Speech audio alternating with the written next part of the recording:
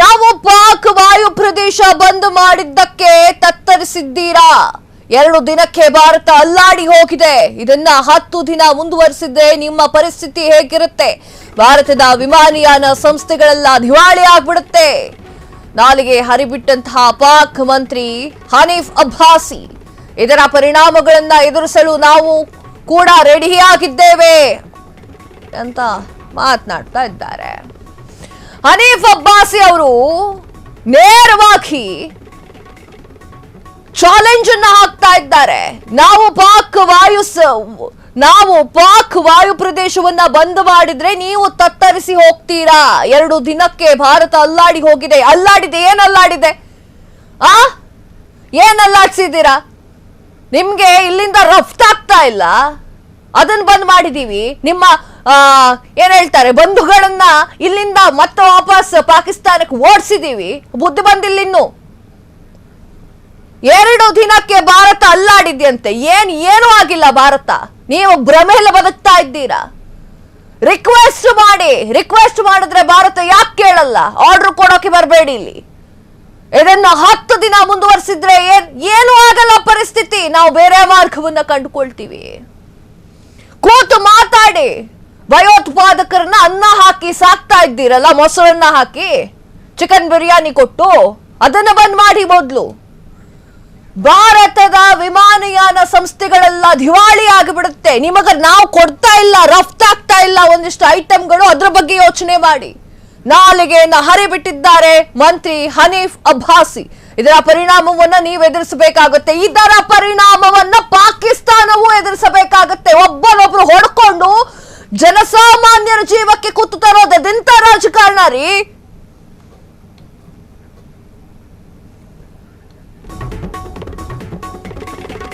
Yes Hanif Abbasi अदेनु मातनाडिद्रु नोड्कोंड बरोण बन्नि.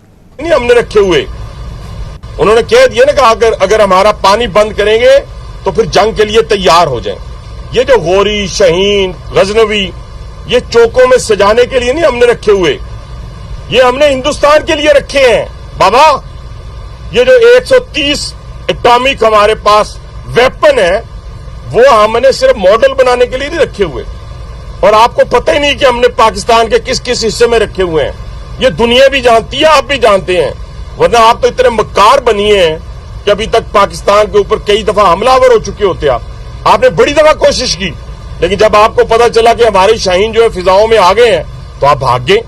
तो इसलिए मैं दोबारा दोहराने लगा हूं, ये जो बैलिस्टिक मिसाइल है, ये जो क्रूज मिसाइल है, ये जो शाहीन है, गौरी है, ये मैं फिर दोहराने लगा हूं, ये हमारे चौकों में नहीं है.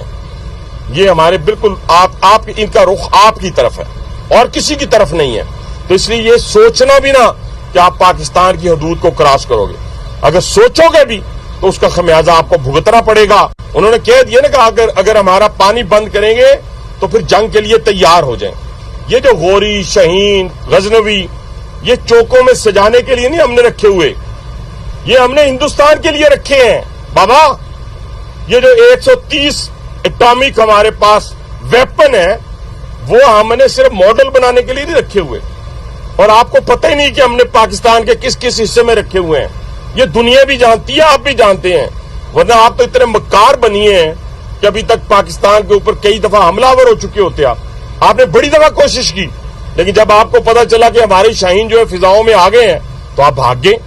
तो इसलिए मैं दोबारा दोहराने लगा हूं, ये जो बैलिस्टिक मिसाइल है, ये जो क्रूज मिसाइल है, ये जो शाहीन है, गौरी है, ये मैं फिर दोहराने लगा हूं, ये हमारे चौकों में नहीं है. ये हमारे बिल्कुल आप इनका रुख आपकी तरफ है और किसी की तरफ नहीं है. तो इसलिए ये सोचना भी ना कि आप पाकिस्तान की हदूद को क्रॉस करोगे. अगर सोचोगे भी तो उसका खमियाजा आपको भुगतना पड़ेगा. उन्होंने कह दिया ना कि अगर हमारा पानी बंद करेंगे तो फिर जंग के लिए तैयार हो जाएं. ये जो गौरी, शहीन, गजनवी, ये चौकों में सजाने के लिए नहीं हमने रखे हुए, ये हमने हिंदुस्तान के लिए रखे हैं बाबा. ये जो 130 ನೋಡಿದ್ರಲ್ಲ ಅಬ್ಬಾಸಿ ಅದು ಯಾವ ತರ ಮಾತನಾಡಿದ್ದಾನೆ ಅಂತ. ಆತನಿಗೆ ಸುಮ್ನೆ ಕೂತ್ಕೊಳ್ಳೋಕ್ ಬರಲ್ಲ, ಭಾರತದ ಬಗ್ಗೆ ಮಾತನಾಡ್ತಾ ಇದ್ದಾನೆ. 130 ಪರಮಾಣುವನ್ನ ಇಟ್ಕೊಂಡಿದ್ದಾರಂತೆ. ಅದು ಇಟ್ಕೊಂಡು ಏನ್ ಮಾಡ್ತಾರೋ, ಅದು ಎಲ್ಲಿದೆಯೋ ನಾ ಕಾಣೆ. ಎಸ್, ಮುಂದಿನ ಸ್ಟೋರಿಗೆ ಹೋಗೋಣ. ಯಾವುದೇ ಪ್ರತಿದಾಳಿಗೆ ನಾವು ಸಿದ್ಧ.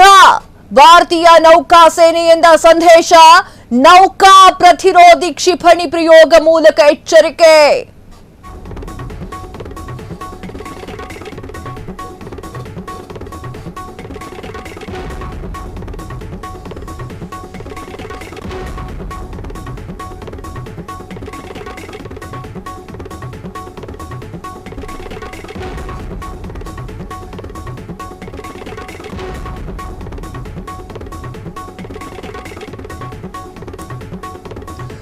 Yes!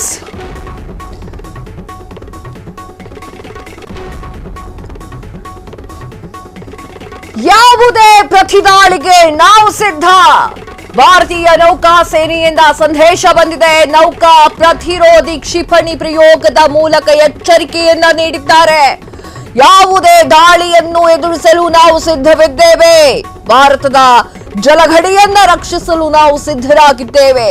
ಯಾವಾಗಲೂ ಯಾವತ್ತೂ ಎಲ್ಲದಕ್ಕೂ ನಾವು ಸಿದ್ಧವಾಗಿದ್ದೇವೆ. ಭಾರತೀಯ ನೌಕಾ ಸೇನೆಯಿಂದ ಸಂದೇಶ ಬಂದಿದೆ. ನೋಡಿದ್ರಲ್ಲ, ಅಬ್ಬಾಸಿ ಹೇಳಿರೋ ಮಾತನ್ನ ಈಗ ನಾನು ನೆನಪು ಮಾಡ್ಕೊಳ್ಬೇಕು. 130 ಅಣುಬಾಂಬ್, ಪರಮಾಣು